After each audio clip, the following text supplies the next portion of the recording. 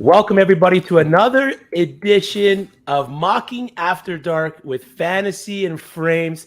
I am Chris Battistel, and with me tonight, we got a loaded room of talent. Special guest from Dynasty Nerds, Jayson Snyder. Jayson, how is it going, brother? It's awesome. It's good to be back with you guys. We are so happy to have you join us in this draft. It's a SuperFlex tight end premium rookie draft. Joining us as well is Gator J. Gator, how's it going? Dude, I am so excited right now. Like it's every freaking day when I wake up. This is the 6th episode I think we've done, or at least the 6th draft. And I think I have gotten like 5 messages of high-end analysts. You know, Jayson is like the guy that was the first one. He was like the start of this. You know, I want to jump in on mocking after dark. And I've had like 5 other analysts jump in and go, "Hey, I want in on that show. I want in on that show. I want in on that show." So it's absolutely wonderful that this show is taking off and doing as good as it's doing. I'm happy to be here. I'm ready to mock. Yes, sir. We've been having a good time. Also joining us is the boss man himself. He was here last week looking to make some great picks. He had a great roster last time he did this. Jorge Edwards. Jorge, how's your night been? The night's been all right, man. I got to be honest with you. After listening to you, Drew, Rhett, and, of course, Jayson last week on Fourth and Frames, I'm like, oh, Jason's going to be on the show? I'll be right there. Sorry. I'll make an appearance. And, of course, last but not least, Drew himself, my co-host on Fourth and Frames every Wednesday. Like Jorge mentioned, we just had Jayson on the show. Drew, how's it hanging, man? Oh, it's beautiful, man. I had some mock draft envy going on last time you guys did one of these. I had just landed, was driving to my hotel, got to listen to the whole thing, and I loved it, but I was just so sad I couldn't be there. So whenever, similar to Jorge, whenever we found out we were doing another one tonight, Jason's going to be here. I was like, oh, yeah, I'm not missing this one. Yes, sir. In the last one, we had some interesting picks. It wasn't as chalky. I mean, the first few picks were pretty straightforward, but once we got into that mid-second, early second, it went all over the place. There was guys you were seeing drop, guys you were seeing rise up in these drafts, and that's what we're trying to do here. We're trying to get you ready as fantasy football managers for your rookie drafts. So you're going to use these whether you go back to mock draft 1 up into mock draft 6, what we're doing later tonight. You're going to go back, look at all these, find out those value picks, see who's going to fall, see who's maybe a reach in these drafts, and ultimately use this information to help you get a leg above your competition. Again, it's a SuperFlex 12-team, 4-round tight end premium rookie draft. Band 335 is 101. We've done, this is the 5th one. We've only seen the 101 be anyone else but Bijan Robinson once, and it was the man Jorge who went Anthony Richardson, and then I was 102, so I didn't mind getting Bijan Robinson at a value there. But Jayson, is there anyone else outside of Bijan or Anthony Richardson that you would even consider remotely taking at the 101? Honestly, no. I think if you're asking me if I would ever, I think the only thing I would do is if I wasn't sold for some reason on either of those two guys, that's where you start to solicit some trade offers. That's to me, if you're crazy taking anybody but those two guys at the 101. So the value's there. So if you're not, for some reason, Bijan doesn't strike you, you send it up to flagpole. Somebody will be into him enough to make you that offer. I guarantee you that. The fever is real. It definitely is. And there he goes. Bijan Robinson, 101. Big brain there in the first spot. Drew, how much does roster construction come into consideration if you're picking at the 101? Are you trying to just pick best player? But you're taking Bijan or you're trading back. But if you're maybe, say, a little deeper at running back, taking that quarterback 101, Anthony Richardson, do you consider your roster construction a big factor into making your choices here early in the draft? Yeah, I'm going to be honest. I don't want to say never, but I'm going to say almost never. I'm not really considering roster construction. I'm taking the best player available, and I'll figure out the rest later if I don't have the need. So much is going to change between now and the start of the season, and then once the season starts, so much is going to change in season. There might be a position you think's a strength, and then fast forward halfway through next year, and all of a sudden it's a weakness. Like, it's so hard to predict that type of stuff. So I'm a firm believer, just take whoever you think is the best player on the board, and then figure out the rest later. And like Jayson said, if there's something you're just not sold on, then try to trade back, especially if you're at the 101 every league's different, but from what I've seen on Twitter, there's going to be no shortage of offers if you have the 101. And so, if you're not sold on one of those guys, absolutely just trade back. But no, stick to your board, stick the best player available, ignore roster construction.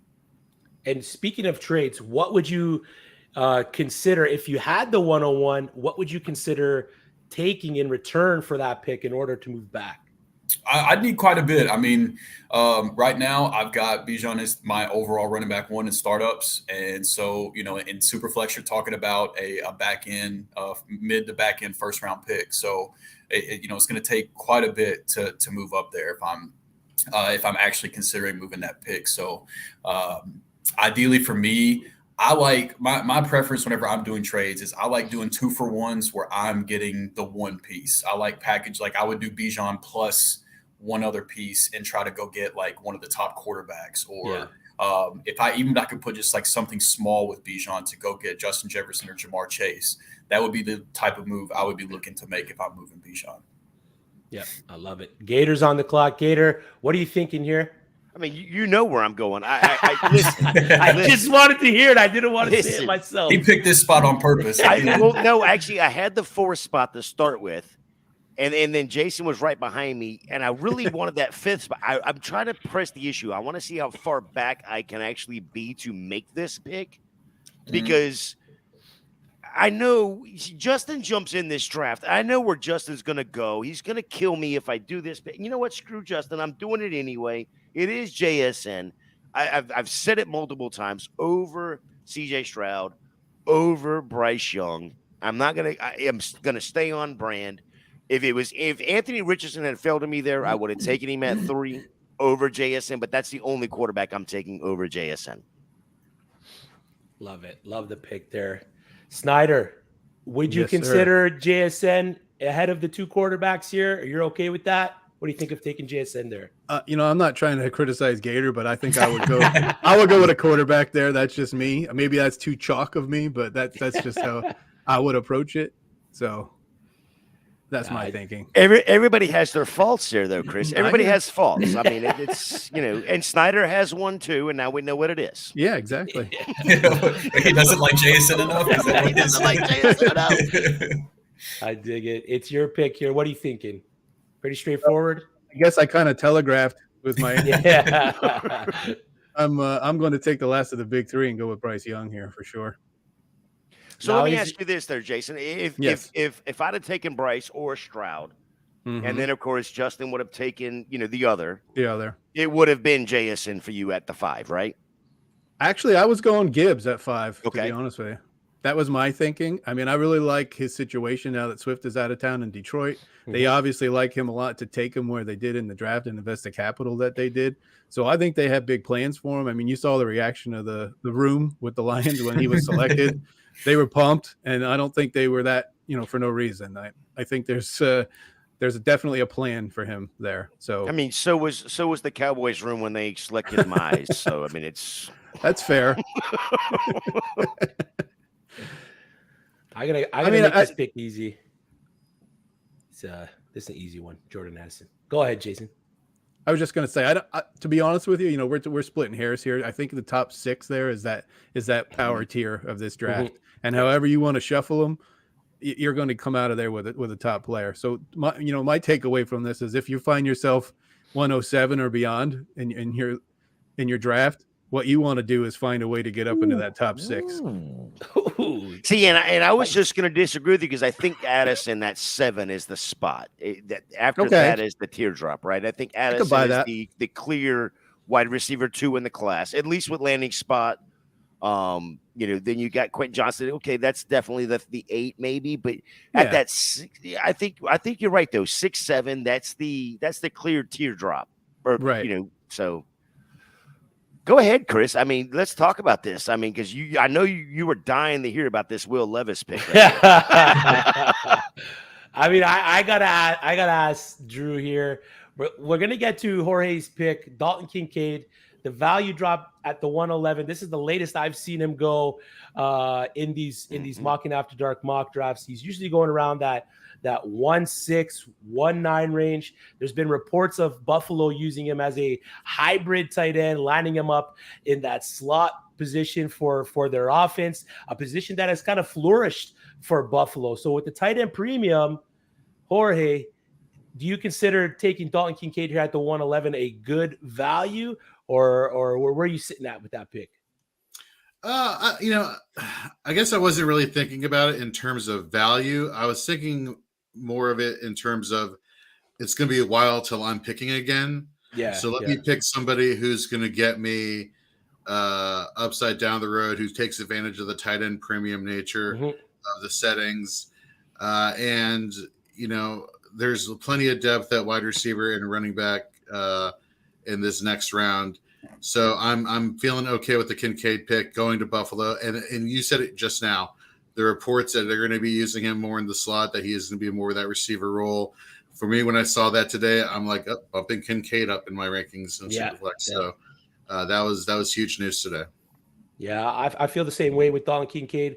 I was kind of weary of taking him before, maybe a Zay Flowers or a Quentin Johnson, but that report has me moving him up. I don't know if I'm moving him up in front of those two guys necessarily, but I'm okay taking Dalton Kincaid in front of those two guys if I have the need of the tight end there. We had Dalton Kincaid followed by Nate Markham's pick, Michael Mayer, the tight end 2 of the draft, Las Vegas Raider, followed by Jonathan Mingo. That's the earliest I've seen him go.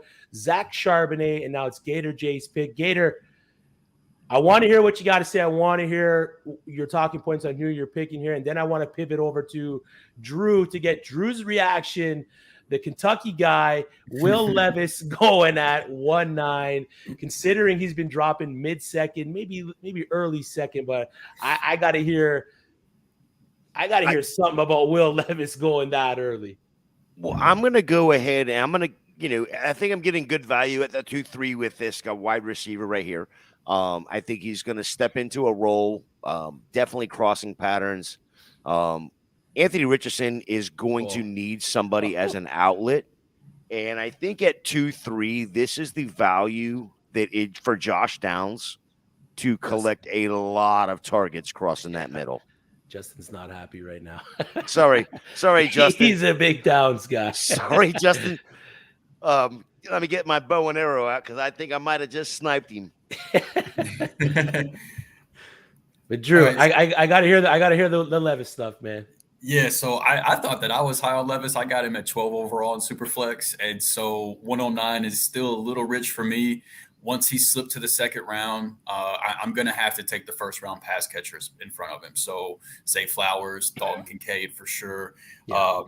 And then there's one particular running back that's still on the board that I would also be taking in front of him that I won't spoil it since he is still on the board. But there's thank God Jamie's not here tonight. It's not Roshan as much as he would love it to be. Him and I have already went back and forth on Roshan enough. But Jayson, what are you thinking here at the 205? So where I'm sitting right now, I mean, we talked a little bit about tiers the last time I was on the clock. And, I think we already talked about that 106, 107 block there. When you get into this area of the second round, I mean, we kind of alluded to it in the opening. It's really kind of like pick your poison. I mean, there's not defined, the top half of the second round or it's from like 201 to like the middle of the third. It's pretty much a grab bag. So I'm going to go with a guy here that we talked a lot of. We just talked about Gibbs. I mean, Laporta's in the same kind of situation. He walks into a Detroit tight end room where he pretty much calls the shots. He's got big time capital. They need some guy to replace Hawkinson there. And I mean, they desperately looked for anybody after they traded him away last year. I think he's the heir apparent. And so in a tight end premium format, I'm psyched to get him where I did. Yeah, I love that value. Yeah, you got him as the tight end 3 there. I love him on Detroit as well. Kendry Miller, I'm That's my guessing that was the favorite pick running right back now. you were talking about. That's my favorite pick at this point in the draft. He's my 10th overall player in Superflex. I was hoping you fell to the 207 to me, but Now, real quick, Drew. Now, when you're saying he's your 10th overall, is he your 10th overall in redraft, or is he your 10th overall in rookie rankings? So in Dynasty. So, oh wow, yeah, okay. Yeah, in this rookie class, he's my running back 3 and comes out to my 10th overall player in Superflex. Nice. I like him more than A-Chain. I like him more. Him and Charbonnet are in the same tier, but with them both getting day 2 draft capital, I like the fact that Kendrick Miller doesn't have to share the field with Ken Walker. So that kind of was a tiebreaker there. But I love Kendrick Miller's game. I think he has the build to be a 3-down back. I know he didn't catch a lot of balls at TCU, but I mean he'd been quoted in a few different interviews talking about how their scheme just didn't really lead to him catching many passes, and that he had faith in his hands and he was looking forward to getting to show people that he could catch balls, and he's got the build for it. So I'm hoping it's not going to happen right away because Jamal Williams is there, Alvin Kamara is going to be there, suspension depending, but I think he has the skill set to possibly be a 3-down back in the league.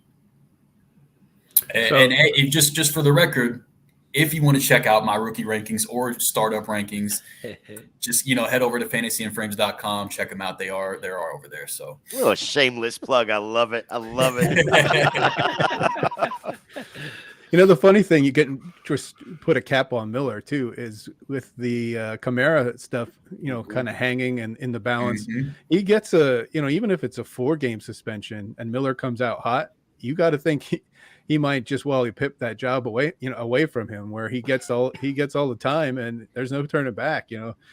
New Orleans is going to look at the guy that has a rookie contract and a long future and say, hey, Kamara's expendable at this point, especially with his legal issues. They don't want to put up with that stuff with a guy that's aging. So right. I don't hate that pick at all there. You sniped me. Yeah, sniping the boss, Drew. Yep, there's a 3-day suspension. No more Slack chat. You won't catch me on Fourth and Frames this week, but I'll be back next week. No. You'll be on Fourth and Frames. The suspension starts after your game. It's 3 games. No more Slack chat for you. All right. What are you thinking here, Jorge? So, one of the things, obviously I like to look at, is landing spot when we get to this point in rookie drafts. Obviously, we go for talent in the first round. I think that we could all say that. But landing spot here, and I'm looking at the people who are just jumping out at me.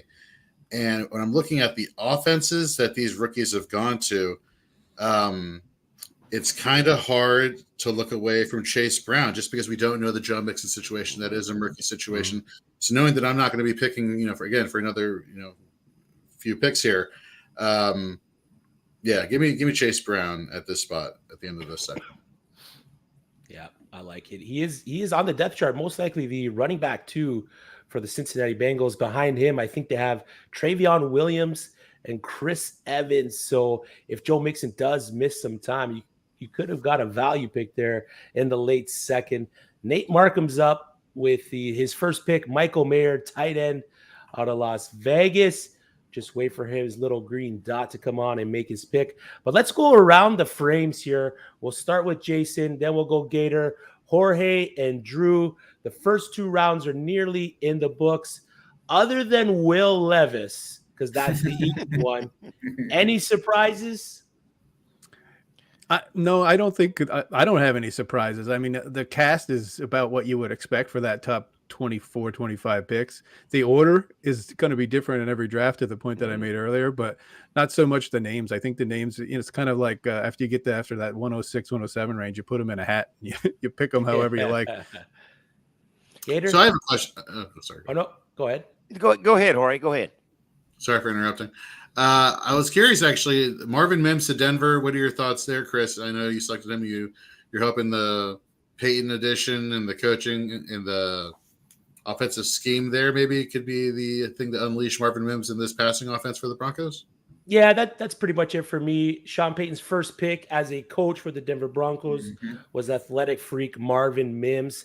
He does have a little bit of a roster clog in front of him with KJ Hamler, Tim Patrick, Cortland Sutton, Jerry Jeudy. But there was talks of possibly one or maybe two of these guys getting moved after June 1st or before June 1st. Possibly some of these guys could get released from the Denver Broncos. So there's a pathway for opportunity for Marvin Mims. He is going to need a lot of things go his way in order to get onto the field and make an impact right away. But considering the draft capital that they spent on him, considering it's the coaching staff's first pick there under Sean Payton, I'm going to take a shot here based on the other wide receivers that were taken around him, like Rashee Rice over Jaden Reed. I love Jaden Reed, but I'm really getting into Marvin Mims' tape, and I'm liking what I see there.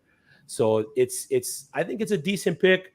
I like to hammer wide receivers early in my drafts, and then without giving you sharks too much of my strategy here, I like to just dive in maybe a late round tight end and then a couple running backs a bit later in the draft. I just moved up Marvin Mims today, actually, in my rookie rankings. He's all the way up to 14 in as far as SuperFlex rankings go. And for a lot of the reasons you mentioned, I think it's a big deal that they didn't have a first-round pick and Sean Payton's first pick in the draft. They chose to take Marvin Mims. I think he's already better than KJ Hamler, and plus KJ Hamler can't ever seem to stay on the field anyway.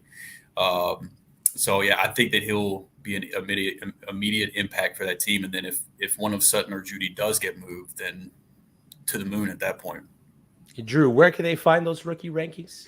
FantasyandFrames.com. There you go. Attaboy, Drew. Yeah, Gator, Tajee Spears. Love the value that you got for him there. Yeah, I mean, we've seen him go late second. And honestly, I was between him and Justin right there. Just picked Rashawn Johnson. I was between the two of them. The thing that leads me towards Tajee is the fact that there is still a question: is Tennessee going to trade Derrick Henry before the start of the season? Right, and if they do, then it looks like it's Tajee's backfield. I know, Haskins is still there. They drafted last year out of Michigan. The Roschon Johnson, the reason I didn't go Roschon there is because that looks to be a more of a cluttered backfield right now with both, you've got Khalil Herbert and Deontay Foreman there, or Deonta Foreman. So it's a little bit more of a cluttered backfield, even though I think Roschon is probably better than either one of those guys in the long run. Give me Tajee Spears with an open backfield because that offense passing the ball is not good. Not good. I mean, for what it's worth, they were only 2 spots apart, but Tajee Spears and Roschon Johnson were the 2 best players available for me at that point. But when in doubt, just trust the draft capital. Tajee Spears was a day 2 pick. Roschon Johnson was a day 3 pick. So kind of breaks the tie there for me. But I like both of those selections back to back there. Yeah, Jason. Okay, yeah, Zach Evans. You went Bryce Young in the first, Sam Laporta in the second, Zach Evans in the third. What is your outlook for Zach Evans' first year with the Los Angeles Rams? Well, it's not as rosy as Spears or Johnson was, but they got taken before I could pick. So, no, I'm obviously we're all disappointed with the draft capital, with the 6th-round draft capital for Evans. That doesn't portend well for him. But what I will say is, we talked about this when I was on with you guys last week. Well, I like his skill set. I like what he can bring to the field, and I really like the running back room that he's walking into. I mean, it's led by Cam Akers, you would presume, but he was pretty much in McVay's doghouse all season last year. But there's still questions as to whether he's fully healthy. And basically, after Akers, there's not much there to be really that concerned about. I mean, they have Kyron Williams, who they drafted the previous year, but I don't worry that if Zach Evans is a special talent, he should be able to usurp most of those guys in that room. And I mean, it seems like a pretty prime job, assuming that McVay can work some magic and get their offense at least to respectable or average again this year. I mean, they're going to get Cooper Kupp back, which is a big component of their offense and takes a lot of attention away from the defense. So I'll take Evans there on a gamble in the mid third. I have no objection with that. Yeah, I love the pick. I was a big Zach Evans guy when he was at TCU, big Zach Evans guy when he was at Ole Miss. As a Devi and C2C player, I've been high on Zach Evans for some time. He's a 5-star or former 5-star for a reason. So I love the value that you got for him in the third. I know a lot of the community is kind of down on him based on what he's put out athletically and his profile. His combine wasn't that great, but I'm hyped if he can get. There's a difference between running a 40 in a straight line with no pads on, not getting chased by defenders and getting hit. And then once you put those pads on, you're a whole different person once you get into the game of the NFL. And some guys, they need that NFL speed. They need to get hit before they get into that game action. It would be kind of cool maybe see one of these guys get smoked and then go run the 40 and see if they're 40 times better or worse, to see if that kind of wakes them up a little. I'm going to go here, Israel Abanikanda out of the New York Jets. I got you, Drew. That's twice. If Brees Hall misses any time if he starts the season on the pup. We discussed that at an earlier episode. Israel Abanikanda can carve a role in that New York Jets offense. He's got Bam Knight there. He's got the undersized Michael Carter. He's an athlete. Jorge said it. He echoed it. Bill Mustafa's words from Bill Mustafa's rookie prospect profile on the Fantasy and Frames YouTube channel, that Israel Abanikanda, he kind of compared him to DK Metcalf of just being an athlete that plays football. So if he can carve out any role in that offense, picking him in the third behind some of these other guys, I mean, I think I got some good value there with the 3-7. Yeah. Followed by Abanikanda was Keyshawn Booty, Luke Schoonmaker, Cedric Tillman, Deuce Vaughn from Jorge. Deuce, they just posted a video with Deuce and with Micah Parsons, and there's another Dallas Cowboy there, and they were doing, I think it was a beep drill or something like that, and Deuce Vaughn beat out the two of them. He's usually been going in the 4th round of the draft. My guess, Jorge, is that you're just trying to chase maybe a little bit of an opportunity in that backfield with only Tony Pollard ahead of him. 100%. Again, it went down to just like last round draft capital. By the time the draft gets back to me, I'm going to be really swinging for upside. So it's basically the best option, long-term option. He steps into the RB2 role, I believe, in Dallas behind Tony Pollard. I still don't know the health reports from Tony Pollard. Will he be 100% ready to go to start the season? I don't know. But I feel like the skill sets are similar, but yet different enough that they both can carve out a role in this offense. And out of all the players that were remaining, I was confident the most in this Dallas offense producing fantasy viable running backs. Yep, I dig it. Charlie Jones, Cincinnati wide receiver, going at the 312. Tyler Scott, wide receiver, Chicago Bears. He's been going late. Gator, what do you have any insight on Tyler Scott? He's a day 2 pick who's been going after some of the guys that were picked day 3. Oh no, and that's not Tyler Scott. I'm thinking of the Las Vegas wide receiver. Is it Trey Tucker? Trey Tucker. Trey Tucker's the day 3. Yeah. That's on me. But you have any insight? That's good value on Tyler Scott still, though. Yeah, exactly. Another room that maybe doesn't have the most talented wide receivers. They do have DJ Moore. They got Darnell Mooney and then Chase Claypool. They traded a early second for Chase Claypool there. But do you see Tyler Scott producing at all, Gator, in his rookie year? I mean, I don't. I think that's going to be that is a taxi stash.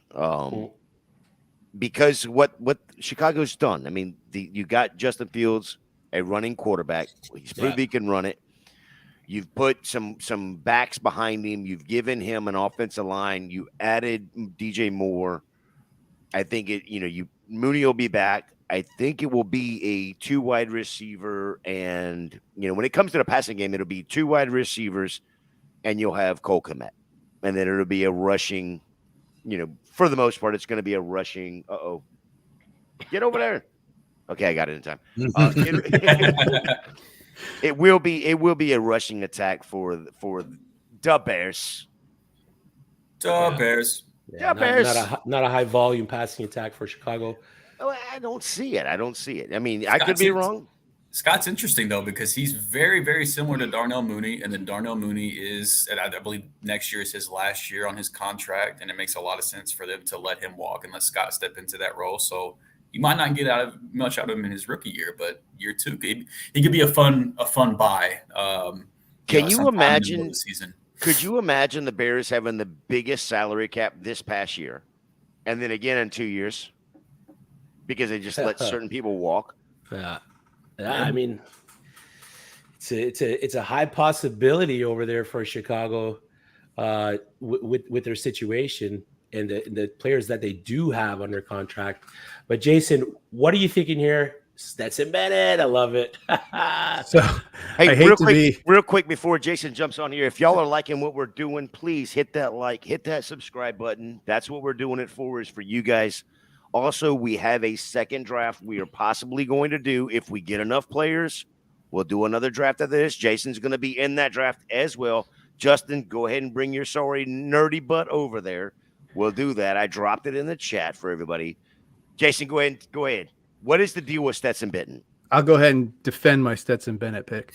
Love it. I feel I'm under attack. It's imminent. It's imminent. My idea here, I mean, I look through the board. It's getting pretty thin here at this point, guys. I mean, to be honest with you. And so we're talking about a super flex format. Obviously, quarterbacks are king. And if I'm going to take a swing, I want to take a swing on the most valuable position, which is the quarterback. Stetson Bennett's obviously a winner. He's been with a Georgia program that's been in the national championship game for 2 consecutive seasons.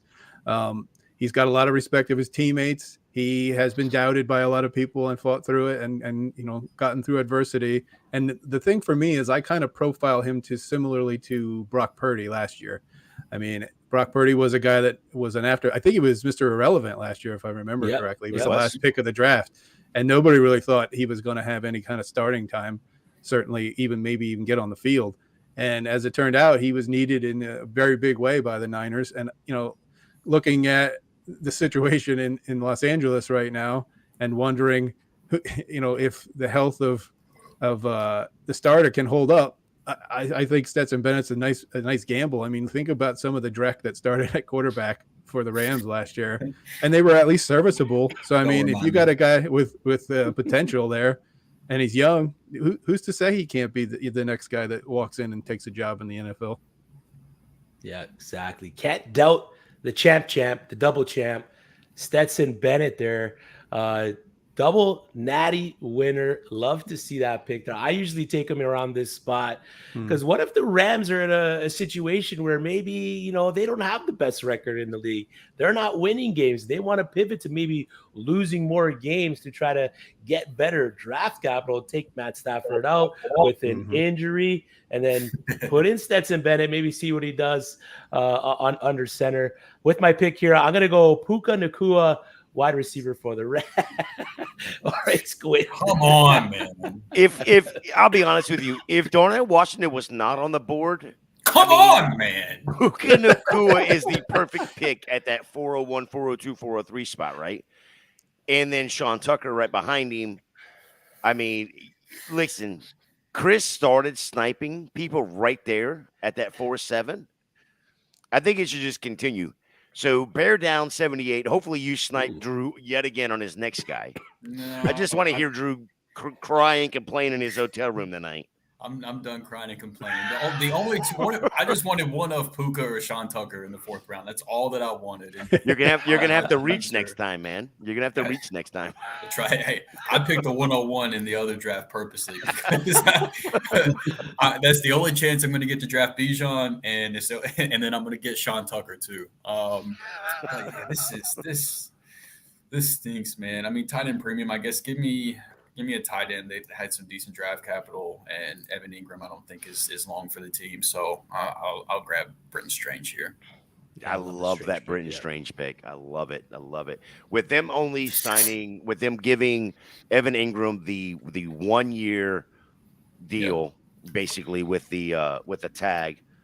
I mean, if Britton Strange comes in there and actually does anything this year and produces, that could be great value. Picking him up in the 4th round, you'll be able to flip him for a second plus next year if he produces at all when it comes to fantasy. Jason, Yeah. am I wrong with that? No, and the one thing I was going to add, being an Eagles guy, I mean, I know Doug Peterson a little bit, and when he was with the Eagles, they ran a ton of 12 personnel. Mhm. So that even if Ingram does show up this year and play decently, that's no guarantee Strange isn't getting on the field. When Peterson was with the Eagles, they ran it, with Goddard and Ertz. Now, obviously, those are high profile names, but I wouldn't be shocked to see both those guys on the field at the same time. Yeah, absolutely. And Dan Arnold, I think, is also now with the Eagles, right? That's right. Yeah, they signed him like last week. Yep. Yeah. So Wow, that's what another. a deep pool. I mean, all he's going to do is back up Dallas Goddard. That's all he's going to do. Right. That's a pretty sweet gig. Yeah, so there's definitely opportunity for Brenton Strange to do something in that Jacksonville offense. So there you have it. 4 rounds in the book. We are going to do another one, but before we get to that, Jason, out of the first 2 rounds, give me a player that you could see by the time end of July, early August, when some leagues are starting to fire up their rookie drafts. What's one guy you see that could fall maybe to a mid-third, maybe late 4th pick? Ooh, that's a good question. I wouldn't say 4th, but I would say possibly Mims, just because of the clog that we talked about. I don't think he's going to make it to the 4th, but I could see him getting down to the 3rd as they start running in camp and he's running with the 2nd and 3rd team. He's going to have to earn his way. And I think you took him with that in mind, but I don't know that everybody's taken him with that in mind. And when people start to see that, they're going to panic and he could start to drop down boards. Yep. Yeah. And then on the flip side of that, who's a player that in the 3rd or 4th that you could see shoot up draft boards, is ADP just climb and end up as that mid-2nd, maybe back-end 1st? Well, I hate to take the easy way out, but I mean, injuries are always a part of camp as well. And, you see guys like Hendon Hooker, even Bennett that we just talked about. You get a key injury there, all of a sudden those guys are in a starting position before the season even starts. They go from afterthoughts to fringe first-round players in my mind. Yeah, I agree. And Jorge, do you have a favorite value pick in all these 4 rounds?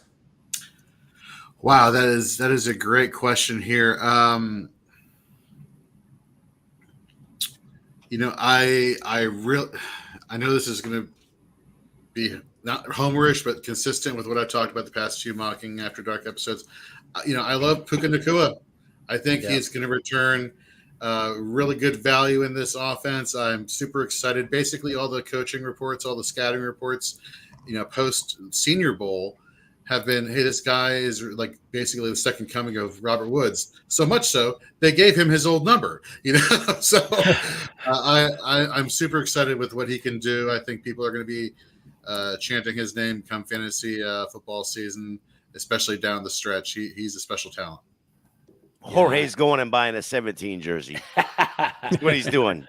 Pretty much. I need more 17s for the wall here. So, yeah.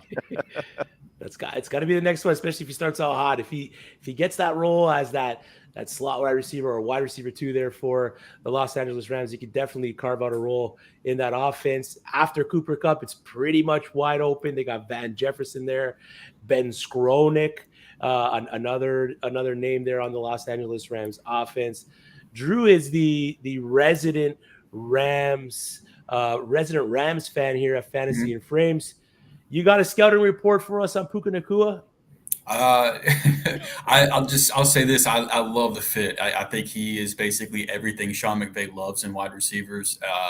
And the fit makes too much sense. He's a yak monster. And personally, I just cannot wait to see what McVay draws up with this guy. So I'm excited. I think he will. I think by the time the season starts, he'll be the 2nd best receiver on the team. He might have to earn the snaps to get there, but in terms of talent and fit, I think he'll be better than Ben Jefferson, and I think he'll end up being the wide receiver 2. Yeah, I dig it. And finally, Gator, you can't pick your own team. Right, because I got all the value? Which team do you think had the best draft?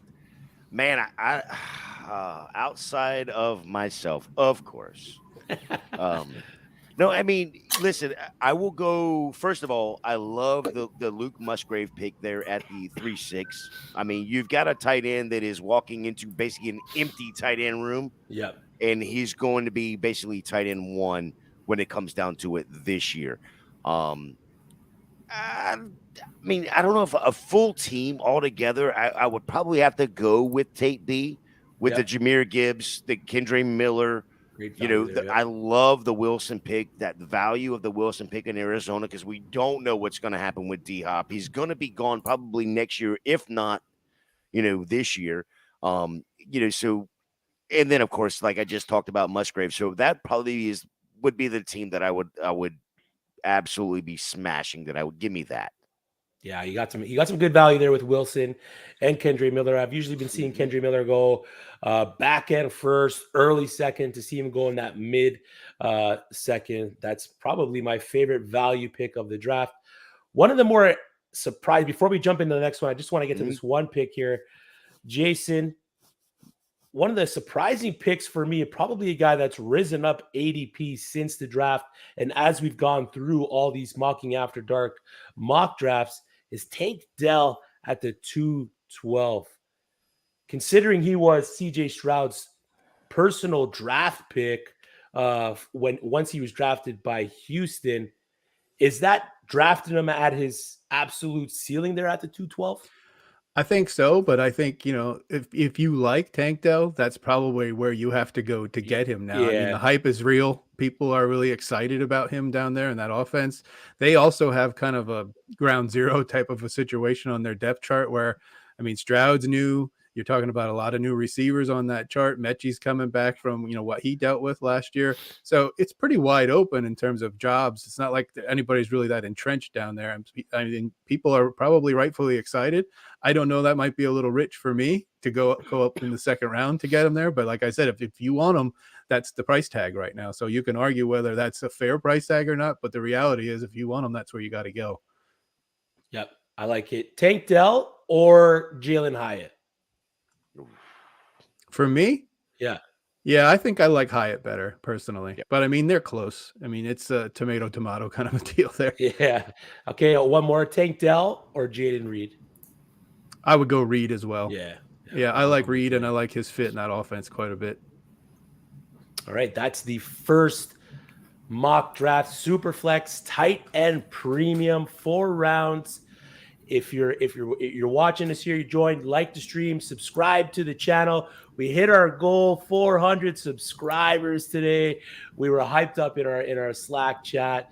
We're dropping all kinds of content. We got the Fourth and Frame show. We got all these Mocking After Darks that we go live throughout the week, most nights. Fourth and Frames on Wednesdays. Before our show on Fourth and Frames, we got the Dynasty 365 show with Tyler, Bill, and Stacy. We got the Shoot the Gap IDP show. If you're an IDP fan, make sure you're hopping on that show with Nate and Jorge. They were both in the draft.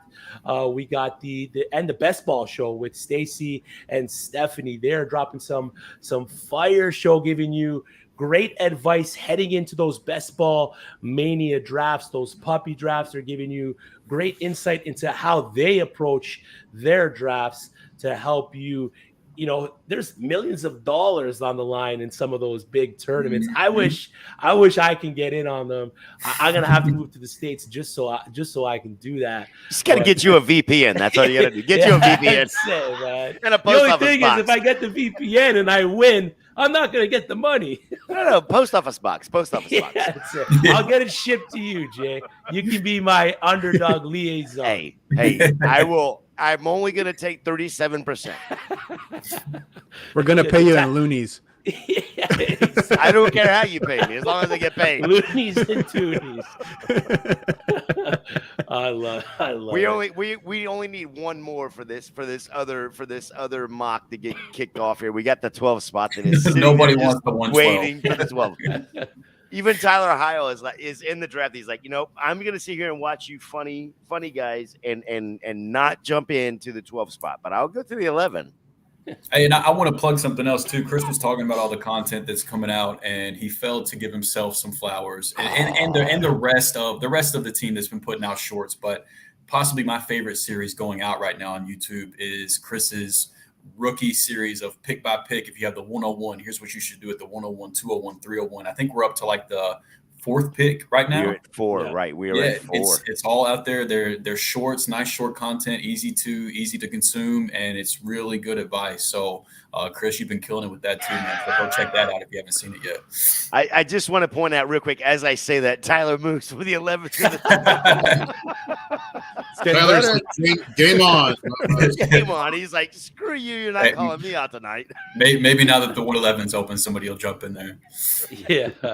I mean, if not, we could always auto it and see if the computer can draft better than us. We'll give it, 3-4 minutes at the most? Sure. That way we can get rolling. And if we have one auto pick, we can go from there. We could round table it. We can go around the frames and come up with a consensus pick here. There's 5 of us. Maybe get a vote on Lord of the Flies style. Yeah, there's whoa. No Lord of the Flies reference. The guy with the kid with glasses was one of the first ones to go, and I'm not trying to leave just yet. So hold on. Yeah, what do you got against frames, Chris? Seriously, Wow. kid with the glasses, picking on the kid with glasses. Hey, just kind of thinking out loud here. Now that we've done quite a few of these mocking after darks, and I'm assuming it's something we're going to continue to do, that might give us the opportunity to put together our own fantasy and frames rookie ADP. ADP, yep. Mm-hmm. Don't make Jorge do more work. What do you think? He's the boss. He can delegate it. Look, Okay, Drew, since you brought it up. I love data collection, man. I'd be happy to. Well, you and Tyler are 2 peas in the pod. Yeah. You know what? If people want it, people will get it. That's how it works. I here. think that. Yes, absolutely. All right, so let's go ahead and kick this draft off. I'm going to go ahead and kick it off. We'll leave that 11th spot open. Hopefully, Tyler does not jump back in there before I click OK, and he gets stuck. Yes. Okay. Cool. So Nice. now, what I think we should do is when it comes to the 11th spot, I'll pause the timer. We'll have a minute. So basically, between the 5 of us, we'll make a consensus. And there's Tyler. Somebody say data. We'll do a consensus 2 out of 3 or 3 out of 5, and that's who the pick will be. Cool. Sounds good. Any surprises off the bat here, Drew? No, man. I finally get a chance to take Bijan. He's taking Will Levis. What do you mean? I mean, There you he's go. doing Will Levis, right? I might be able to get him at the 201 unless he gets taken super early. Well, I mean, Bear Down is in this draft at 1-8, so. Oh, yeah. He might be back off the board then. I don't know. We'll see. But, yeah, no, if I have the chance to take Bijan, I'm not going to pass it up. He's, in my mind, is the best running back prospect since Saquon. He got the draft capital we want. The opportunities there. There's nothing there that would make me want to pivot off of that. Yeah, I like the pick at the 101. Great pick. Job well done, Drew. Can't make it any easier than that. Now, I'm not going Anthony Richardson here. Most of you guys know my stance on Anthony Richardson. I know it's the consensus pick at the 102 because of his rushing upside.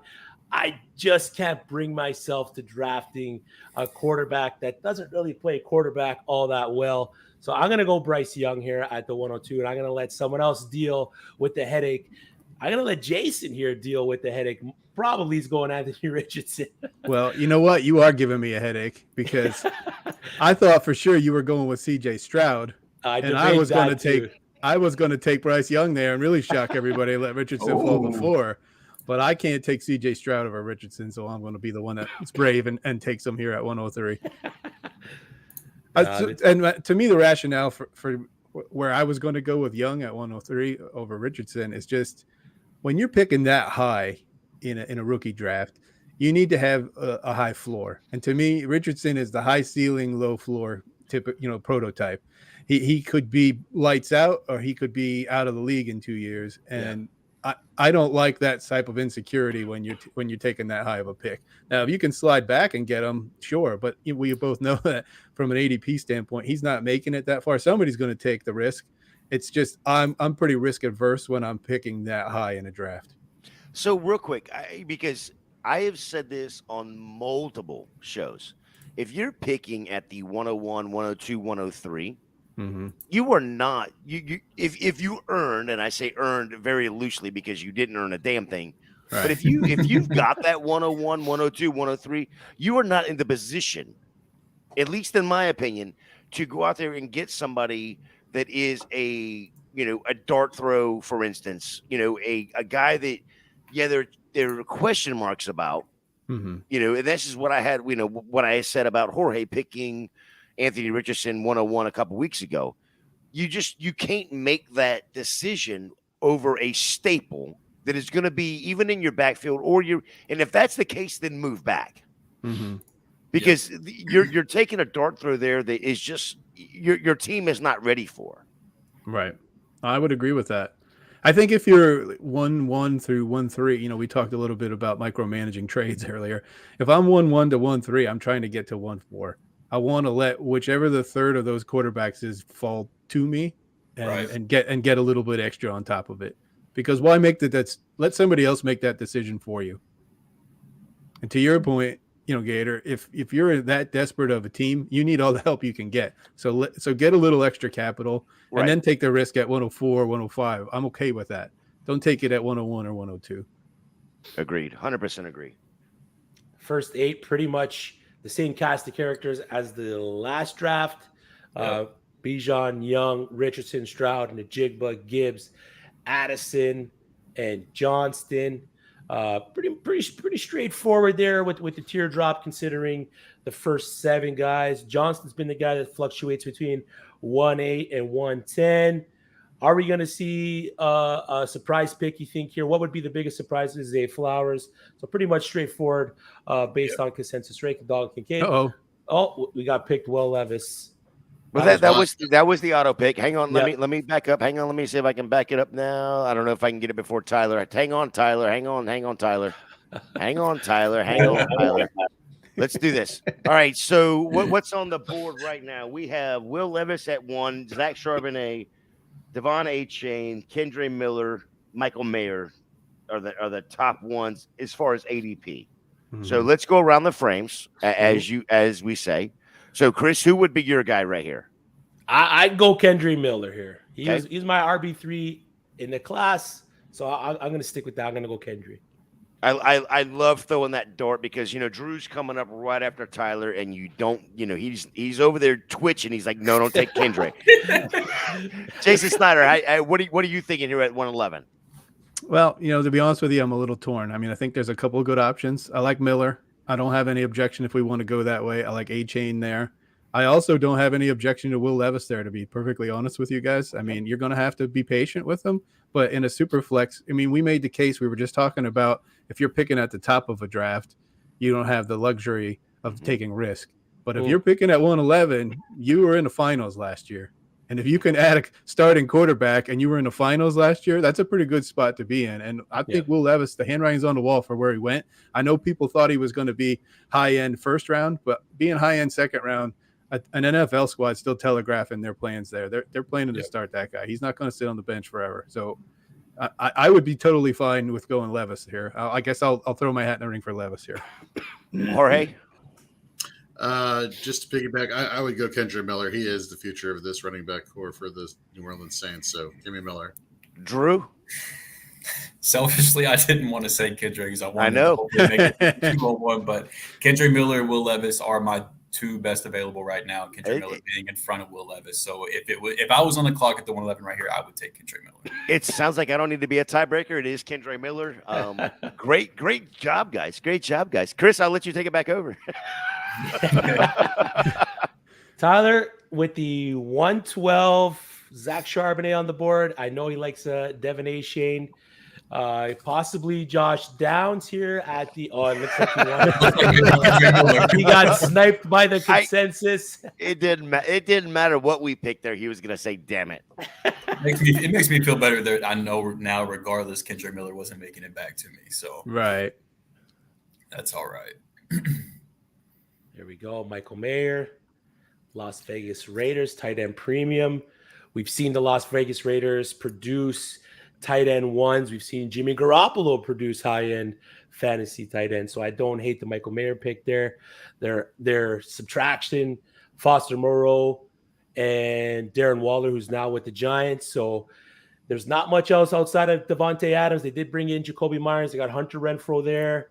But Michael Mayer is a great pick, especially in a tight end premium. Mm-hmm. Jayson, without the tight end premium, do you fade first-round tight ends completely?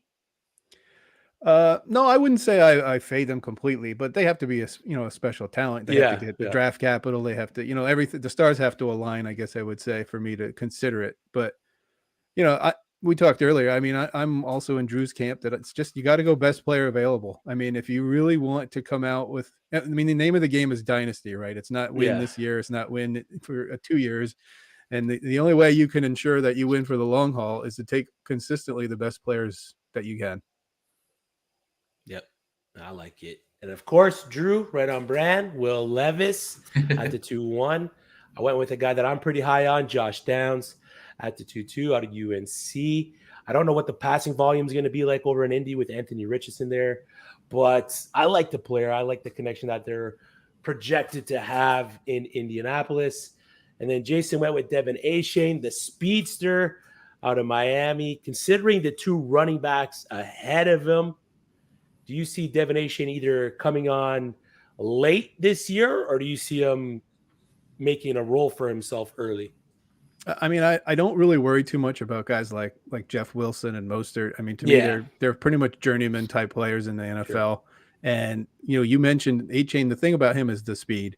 Yeah. And for an offense like Miami that's already got a ton of speed and it's going to really open the field up quite a bit, it would be one thing if it was a ground and pound type offense and he's got to get behind the line and just smash in. But with guys stretching that field so dynamically the way that they do and that they're capable of, I really like the fit there. And, the other guy is Charbonnet, obviously. That's the guy I was considering. But, I don't love the Ken Walker pairing up in Seattle. I'm sure everybody kind of feels that way. If it weren't for his landing spot, he's probably a first-round pick. Now we just saw him go in the top to middle half of or the middle portion of the second round. So, to me, if it's a coin flip, I'd rather go with Achane, just given the dynamic nature of that Miami offense. Yep, agree. Gator, what are you thinking here at the 2-5?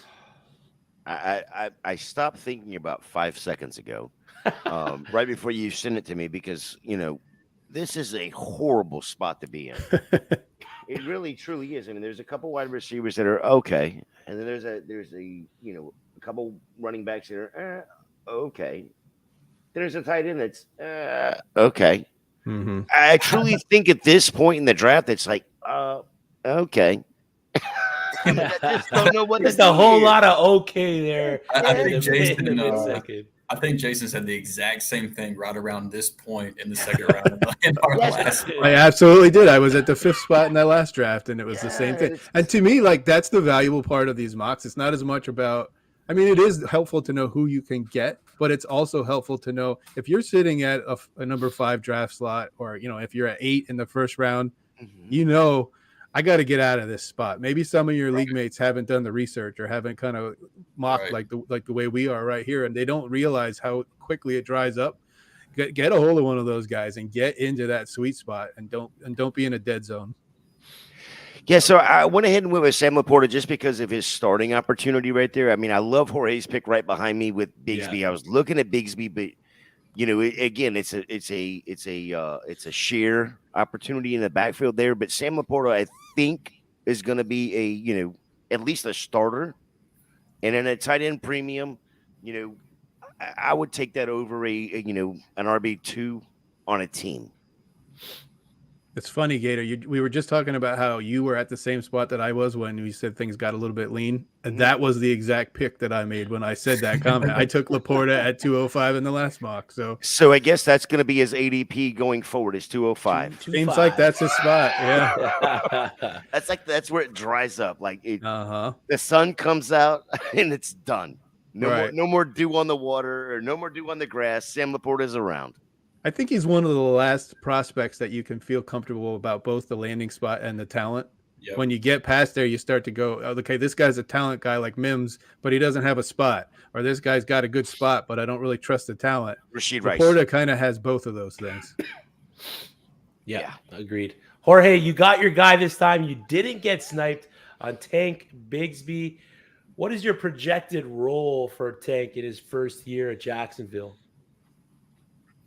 I think at minimum he is going to be their goal line back, and given how efficient this offense is in Jacksonville, I think he's going to be in a position to be at that, within the 5-yard line quite often. Truth be told, just the receiving options there. You have whether it's a tight end or a wide receiver, you have ETN stretching the field sideways in the running game, and just Tank Bigsby is going to be that Tank who coming out of Auburn, let's not forget, he's not exactly, a stick in the mud. Like, this guy's shifty. He's elusive also. He can catch out of the backfield. So he is very versatile. I think people just like to focus on his first name and think he's just a plotter who's just going to go north and south. He can do a lot more than that. So definitely excited to see him in this offense. Yeah, I'm hyped for that landing spot. I do have Travis Etienne in my top 12 running backs. We are getting into our top 12 redraft rankings tomorrow on Fourth and Frames with Rhett, Drew, and myself. So we're excited to share with you guys things that we've been working on in behind the scenes. So we're pretty excited for that. I'm at the 3-2 here. I'm looking. I see Roschon Johnson on the board. It'd be a nice spot to take the running back, but I'm going to go wide receiver out of the New York Giants, Jalen Hyatt, to match up with Josh Downs, only because I know how much Gator likes Jalen Hyatt in the third round. It's not that I love Jalen Hyatt. I love the value of Jalen Hyatt in that 3-1 to 3-6 range. Mm-hmm. Jason with the 3-3. You got a minute 40 on the clock. Are you torn between two guys? Yeah, and I'm gonna make the pick, and then I'll explain to you why I was torn. But I'm gonna go ahead and take Chase Brown here. I really was looking at Roschon Johnson there, but we talked a little bit in the last mock that we did. I just like the opportunity there for Chase Brown a little bit more. I mean, Mixon I think is a real wild card. Obviously, he could end up not even being part of the Bengals this year. And I just gave flowers to A-Chain about the offense in Miami. Obviously, the offense in Cincinnati is pretty good too. Yep. For a kid to walk in as a prospect and potentially be the starting running back in that offense, to me, in the third round, that's worth a shot. So I'm going to go with him there. Yep, love the pick. Followed right behind him was the guy that you were debating, Roschon Johnson. Cedric Tillman, Gator. You got to give me a little insight on Cedric Tillman. I'm not as high on the prospect as most, but third round value as the wide receiver 10, 11. Did I count that right? 3, 6. Yeah, wide receiver 11. It's not a bad spot to take Cedric Tillman. No, and I think he's a better wide receiver than Jalen Hyatt. This is a guy that you're going to have to wait on. This is not a guy that you're going to be able to plug into your flex spot year one. He's going to have to wait, or you're going to have to wait, at least a year to let that wide receiver room clear out up there in Cleveland. He's a very, very good wide receiver, but with the wide receiver core that the Cincinnati Bengals or the Cleveland Browns have, he's going to be probably wide receiver 4 in that room, right? So it's definitely somebody you're going to be sitting in, putting on your taxi squad. Like I said, I think he's better than Jalen Hyatt as a route runner. Yeah, we shall see. I've said this multiple times on multiple shows. Jalen Hyatt, a lot of his hype came from one game. So let's see what he's going to do in the Giants offense. And I still think that Tillman's a better wide receiver. Don't forget his pro day. Which one's pro day? Oh, yeah. Well, Hyatt's pro day with the Dallas Cowboys coach there was phenomenal. Exactly. Drew's going to get his guy. God damn it, Drew. Now, one of the biggest... just for the record, too, I think Cedric Tillman's already better than Donovan Peoples-Jones. Now, whether he beats him out for that spot and ends up getting it, but I think opposite Amari Cooper, I think he's the next best option for a boundary wide receiver for Cleveland right away. And then I think this is Donovan Peoples-Jones' last year in his contract. So, yeah, to your point, you might have to wait, but I don't think you should. Like, I think you should. It'll probably be like the second half of the year, but I think that he could possibly produce, as early as his rookie season. He landed in a great spot. He got a quarterback that we know can produce in that backfield for the Cleveland Browns, and Deshaun Watson. We know what he's capable of as a quarterback. Yes, when he came back into the fold for the Browns last season, he kind of started off slow, but those last 2 weeks, he really came. Tyler hates Sean Tucker. RB18 was the conversation we had. As soon as I saw that Sean Tucker made it to the 312, I knew I was getting him at the 4-1. So I knew there was no chance in hell that Tyler was taking him. I like your pick a lot there too, though, Chris. I think that's really good value. Yeah, unfortunately, I like it a lot too. Yeah. I heard some oh mans as soon as I made the pick. That was me. And here's me on the clock without that guy. All right, well, I'm going to be boring, but I'm going to stick to my board. And I can talk about Stetson Bennett again. I mean, we just talked about him in the last draft when I took him, but for all the same reasons, I have no objection to grabbing him here in the 4th. 2 natties and a door knock, baby. That's all it takes. Yeah, love it. One of the biggest discrepancies from the last draft we did maybe 25, 30 minutes ago was Tank Dell going from the 212 to a full round back to the 312. So he's that one player that we've seen in these mock drafts fluctuate value-wise throughout the draft process. Sean Tucker, Drew, you got your boy. I saw the fist pump there. That's pretty much the reason you didn't want Bijan at the 1-1. You wanted to secure Sean Tucker at the 4-1. That's the whole reason I took the 101. I love to see it. But Jorge, you got the 3 running backs. Yeah. I love what you did here. Deuce Vaughn, Tank Bigsby, Jahmyr Gibbs. 3 guys that could end up having huge upside. Outside, I don't know about that question there. I was going to ask you, outside of Jahmyr Gibbs, between Bigsby and Vaughn, which one could you see being potential league winner? Hold on. Time out. Are you surprised that he took 3 freaking running backs? Oh, he loves his running backs. Yeah, he loves his running backs. I just wanted to make sure that was clear. All right, go ahead, Jorge. You can answer now. I think you meant only 3. Right. If I can take all of them right here, and that way you can't take another. I mean, look, it's a fragile position. I want to get them while they're young and they have plenty of tread on their tires. I mean, I can supplement elsewhere. Bigsby, to answer your question, I feel like Bigsby is just the one, just on the offense, just his role that it's going to have. People. In the Dynasty community are starting to pick up on Bigsby in terms of his ADP starting to go up more. People who do not recognize the name, you will this season. Yeah, I love the pick there. Considering you're 1-6, you're most likely you're a fringe playoff team, so you're most likely lacking. And you got your boy Puka. I'm sorry, I missed that damn pick. I couldn't find. You gotta scroll down a bit to find Puka there in the ADP. But going back to what I was saying, you're a fringe playoff team. I love stacking the running backs because most likely you're a team that's looking for something to put you over that edge, whether you're using these guys to trade later in the season if their value increases, or you're looking to either bolster a roster position yourself. That 1-6 spot, 1-6, the 7th slot, the 6th slot seems to be the spot in these drafts where you can find some good value. Agreed? Agreed. Yeah, agreed. Now we only consensed the first 111. The very first one. We let the computer pick the rest of them, but it's pretty spot on. Hendon Hooker at the 211 in the Superflex.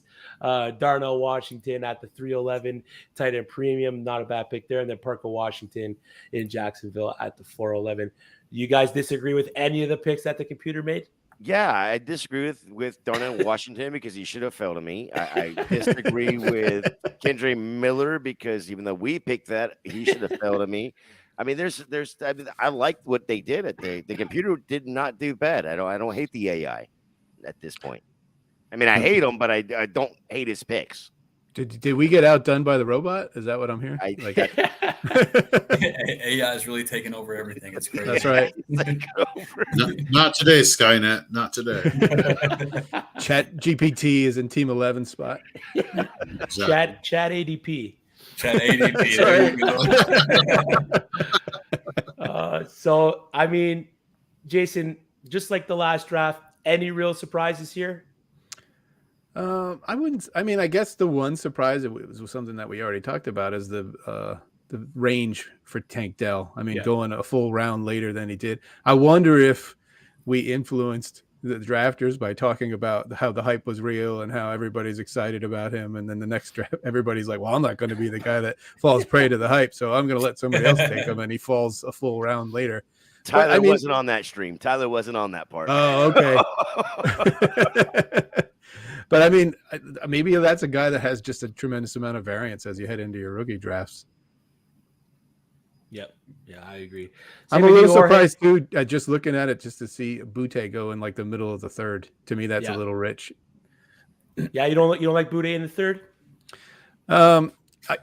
So for me, what concerns me, we talked when I was on the fourth Frames pod last week a little bit about it.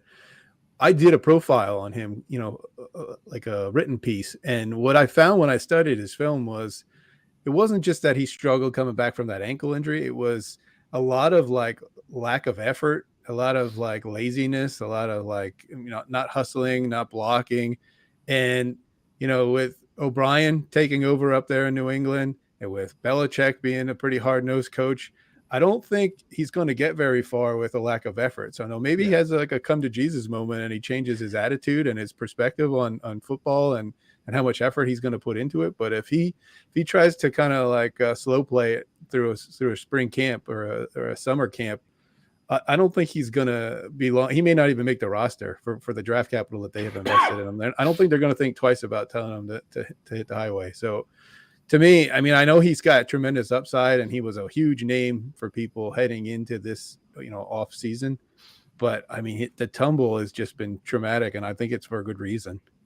Did you hear what Bill O'Brien said today in a presser? He said, he said basically, if you're not going to be a team first guy, if you're not going to work hard, yada, yada, yada, you're going to be sitting next to me on the sidelines, not on the field playing. And I'm like, uh-oh. Okay, Sean Butte, what did you do? Butte was the first guy I thought. In fact, I quote tweeted that, and I just said, I don't know if Butte's going to be a good fit in this kind of a culture because he seems to be in trouble. Like that almost sounds to me like O'Brien talking directly to Butte and just saying like, hey, better come with your boots when you come to camp because like if you're here to just collect a paycheck and hang out, you're not getting on the field, and you may not get on the roster. I think that is what it's going to take for him, though, to truly make it in the NFL. Because there's not a, when he was his sophomore year before Kelly got there, he was coming out and he was going to be wide receiver one, right? Mm-hmm. And then Kelly gets there, and I don't even know who is called him by his number, don't even know his name, don't care, right? Well, he's walking into the same situation with Belichick. Belichick doesn't care your name. Your name does not hold the weight, right, that it did in college or that it did in your sophomore year of college. Right. If you're going to walk into my building and it's a building that Bill Belichick has put multiple rings in, you're going to do it my way. And if you're not going to do it my way, there's the door. Mm-hmm. So this may be the best situation for him, not only as a football player, but as a person to walk into. Right.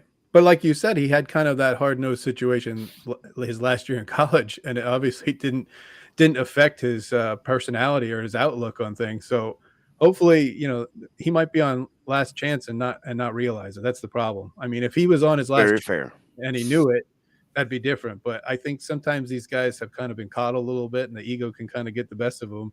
And they think, well, I'll just get chance after chance. And I don't think that's the case for him, but he may not be self-aware enough to grasp the opportunity here. Hey, there's something that needs to be also talked about is that maybe there's something else going on upstairs that we all just don't know about when it comes to him. He came off of that injury a couple of years ago. He wasn't really himself. Chris, in your rookie prospect profile, you talked about how he finally showed glimpses of the player he was the previous season in that Georgia game, breaking off that 70-yard touchdown 70 yards after the catch, I believe it was, for a touchdown versus Georgia last year.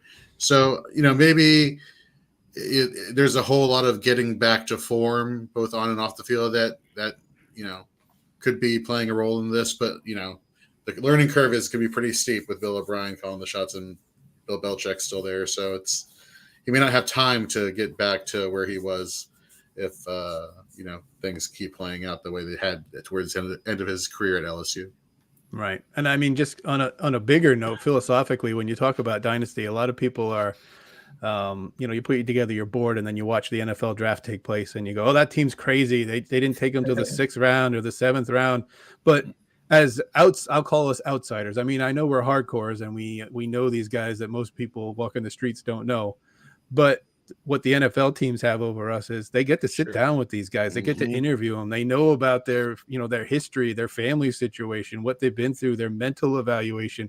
We don't know any of that stuff. So to Jorge's point, he could have a psychological thing that's going on with him that we just aren't privy to. And we've got to project that, which isn't easy. But that's where I think you got to trust the draft capital, because these teams know that information that we don't necessarily have access to. And they're being taken there for a reason a lot of times. Right. It's kind of a mixed bag for me, because it's like, if on one side of it, if discipline is something that he's lacking, there's worse organizations you could land in than New England. It seems like that's a good spot for that. But then on the flip side of that, if you look at Bill Belichick's history of drafting wide receivers, now you're not like, well, very good. This guy's destined to bust. But Chris, I need you to do it one time for me, because you hadn't done it at all tonight. It ain't your beauty. It's your booty. That's it, baby. Thank you. Now that's the way to wrap it. Exactly. It's been a great 2 mocks we got in today. We appreciate everyone that jumped in the mocks, made their picks timely. We appreciate everyone that tuned in and added comments to the show. I appreciate you, Jayson Snyder, for joining us on Mocking After Dark. Let the viewers and listeners know what you got going on inside, outside of fantasy football. Let them know where they can find you. Well, you can find me. I mean, my Twitter handle's right there on my tag. So you find me, ask me questions, pick my brain. I'm happy to talk to anybody. I want to help you succeed on, with your teams and your leagues. So that's what I'm here for primarily. And in order to do that, I'll be, doing a lot of written content. You'll find me pop up on pods. Maybe the 4th crew will have me back. Who knows? We'll see. But, really, we're, I think you guys would all agree, we're just servants to the public. We want to help you. That's why we do this. So I'm definitely in that category. And if you need help, seek me, because I'm happy to give it. Drew, let them know where they can find you, brother. Let them know what you got going on. Absolutely. So I'm on Twitter at Drew3MR. Holler at me if you guys want to talk football, talk sports in general. I'm always happy to do so. Outside of that, you can find me every week alongside Chris and our boy Rhett on 4th and Frames Wednesday nights, 9 p.m. Eastern. And, just throughout the Fantasy and Frames YouTube channel. So be sure, if you need rankings, articles, videos, anything, go to fantasyandframes.com. Check that out. Go to our YouTube channel. Check that out. There's a lot of good stuff going on out there. Yes, sir. Jorge, the man, the big boss man, the guy that let this all come into fruition. Let them know where they can find you, Jorge. You can find me at Jorge B. Edwards. Like you were thank you very much for that, alluding to. I'm the founder of Fantasy and Frames. You can find all of our content on fantasyandframes.com, as well as over on our YouTube channel. We're everywhere on social media, so give us a follow. As far as me personally, if it's fantasy football, pro wrestling, sci-fi, Marvel, you name it, I'm the person you want to talk to. Yes, sir. And finally, producer extraordinaire, Gator J, let him know what you got going on. Nothing. Absolutely nothing. I'm doing nothing. I plan on doing nothing. No. You can find me at FantasyJ77 over there on Twitter. I am quietly in the background of a couple of these shows here on Fantasy and Frames. It is so enjoyable to be around these dudes. It has been so much fun with the group that Jorge has put together, that I don't know that I've ever been around a group that is so talented that I enjoy being around, that I've never actually met in person. So give them a follow, give them a like when they're tweeting out. Please do just Throw a question at them. Let's see what these guys have to offer. I definitely want these guys to grow, both on Twitter and as people. So definitely do that. Make sure you hit us up on Twitter, hit us up on the YouTube, give us a like, give us a follow, especially if we're putting out the content you want. And if we're not putting out the content you want, let us know in the chat. Let us know in our comments. Let us know, because that's the only way we can get better is by you, the viewer, letting us know. Appreciate it. Yes, sir. And I'm Chris Battistel. You can find me at FFChrisB on Twitter, and every Wednesday night with Drew and Rhett on Fourth and Frames. Most importantly, thank you to everybody that tuned in, like the stream, subscribe to the channel. We'll see you again. Toodles.